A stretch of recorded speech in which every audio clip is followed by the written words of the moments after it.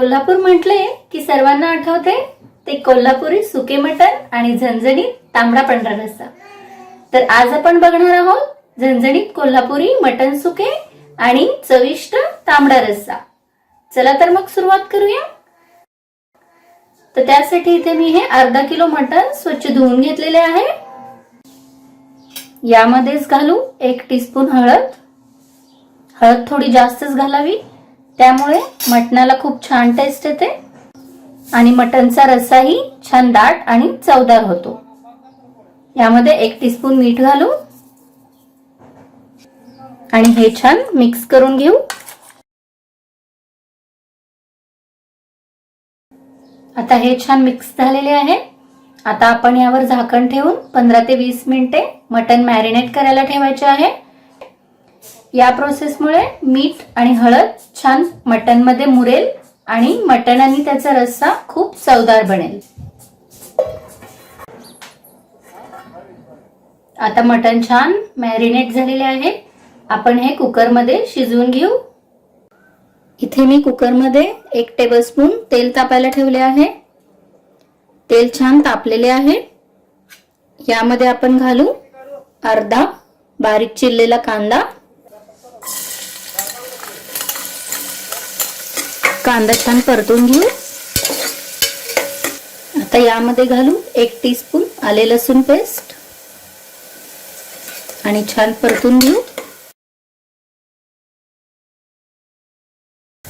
आता कांदा आणि आले लसूण पेस्ट छान परतून झालेली आहे। आपण यामध्ये मॅरिनेट केलेले मटण घालू।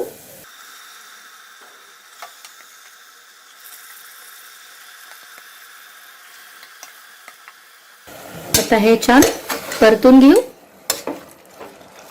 गॅसची फ्लेम मोठीच ठेवून आपल्याला हे 4 ते 5 मिनिटे परतत राहायचे आहे।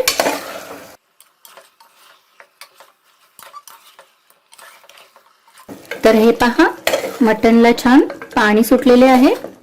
तर अशाच प्रकारे आपल्याला अजून 2 मिनिटे मटण परतून घ्यायचे आहे। आता मटण छान परतून झालेले आहे। आपण यामध्ये घालू 1.5 ग्लास गरम पाणी।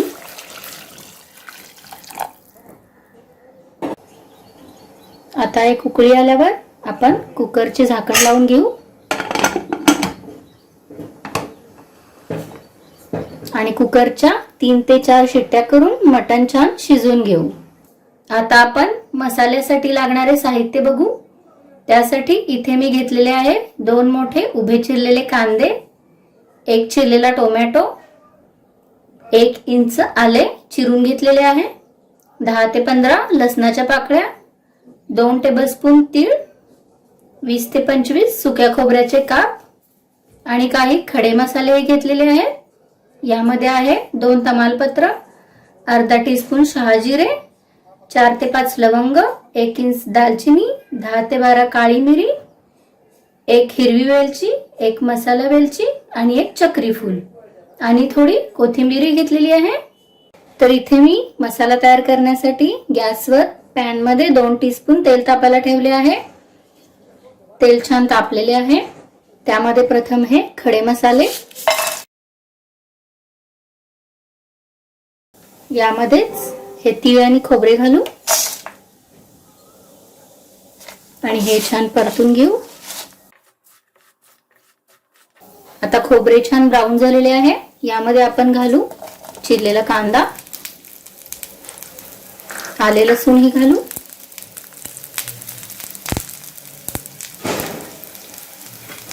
आणि हे सर्व छान परतून घेऊ। कांदा छान डार्क ब्राऊन होईपर्यंत आपल्याला हा सर्व मसाला परतत राहायचा आहे। आता कांदा छान ब्राऊन झालेला आहे। आपण यामध्ये घालू टोमॅटो, कोथिंबीर ही घालू आणि टोमॅटो थोडा मऊ होईपर्यंत मसाला परतून घेऊ। तर आता मसाला छान भाजलेला आहे। मी गॅस बंद केलेला आहे। आता आपण हा मसाला थंड करून घेऊ आणि याची मिक्सर मधून छान पेस्ट करून घेऊ। इथे भाजलेल्या मसाल्यामध्ये मी थोडे पाणी घालून मिक्सर मधून छान पेस्ट करून घेतलेली आहे। आता आपण मटण चेक करून बघू।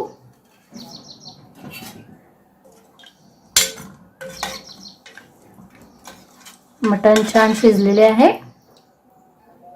तर इथे मी मटणचे पीसेस आणि सूप हे वेगळे करून घेतलेले आहे. हे सूप आपल्याला रस्सा बनवण्यासाठी लागणार आहे किंवा तुम्ही हे असेच पिऊ शकता. खूपच टेस्टी लागते.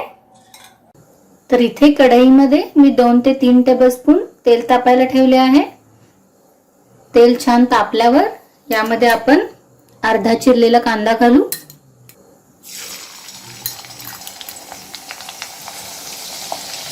कांदा थोडा परतून घेऊ.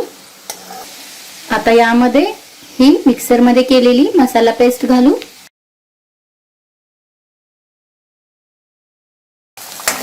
आणि छान परतून घेऊ.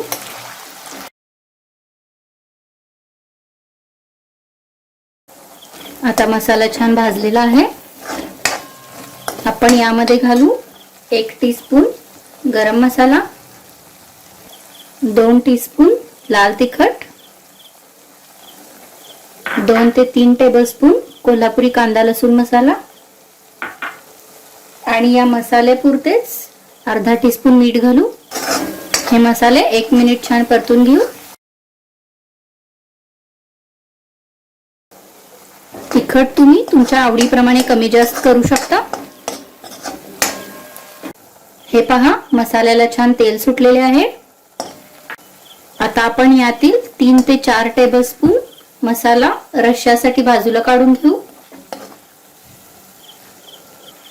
आता आपण यामध्ये घालू हे मटणचे पीसेस जे आपण कुकरमध्ये शिजवून ठेवले होते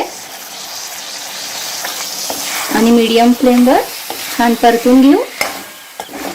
मटण 1 ते 2 मिनिटे छान परतून घ्यायचे आहे.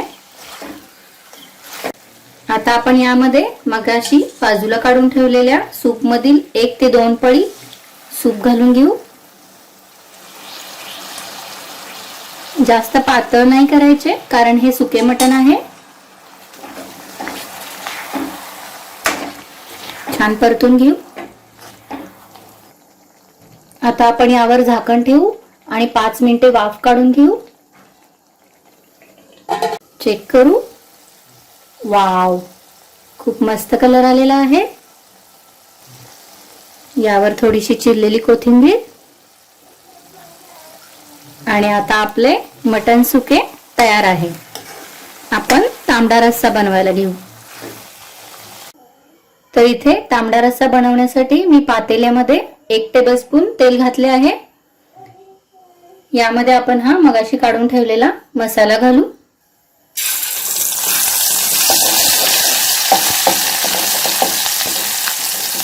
छान परतून घेऊ. आपण हा मसाला भाजूनच घेतलेला आहे त्यामुळे आपण यामध्ये डायरेक्टच हा मगाशी ठेवलेले सूप घालून घेऊ.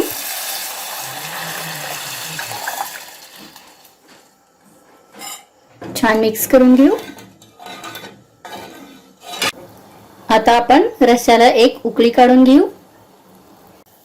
इथे तांबड्या रश्श्याला छान उकळी येत आहे. यावर थोडीशी चिरलेली कोथिंबीर आणि इथे आपला झणझणीत तांबडा रस्सा तयार आहे. आपण सर्व करून घेऊ.